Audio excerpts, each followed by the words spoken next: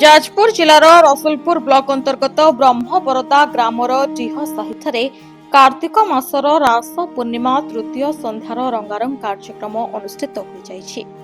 ବ୍ରହ୍ମବରଦା ଗ୍ରାମର ଅତି ଆପଣାର ସରପଞ୍ଚ ଶ୍ରୀମତୀ ମମତା ଶୁଭଦର୍ଶିନୀ ଦେଓଙ୍କ ନେତୃତ୍ୱରେ ଏଭଳି ସୁନ୍ଦର କାର୍ଯ୍ୟକ୍ରମକୁ ଜନସାଧାରଣ ବେଶ୍ ପ୍ରଶଂସା କରିଥିଲେ।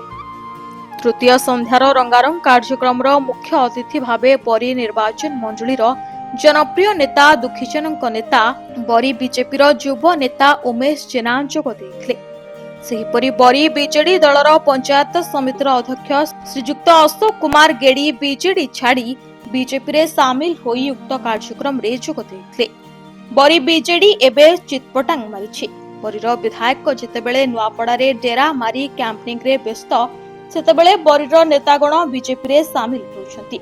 परिशेष हॉलीवुड्र कलाकार स्वराज रियांको नाचरे दर्शक माने बेस झुमिथिले।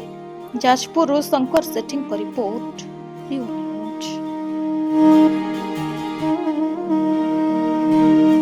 जदि आपंक आम भिडियोटी भल लगिला तेबे आम चैनल को लाइक शेयर और सब्सक्राइब करने को जमा भी भूलंतु नहीं।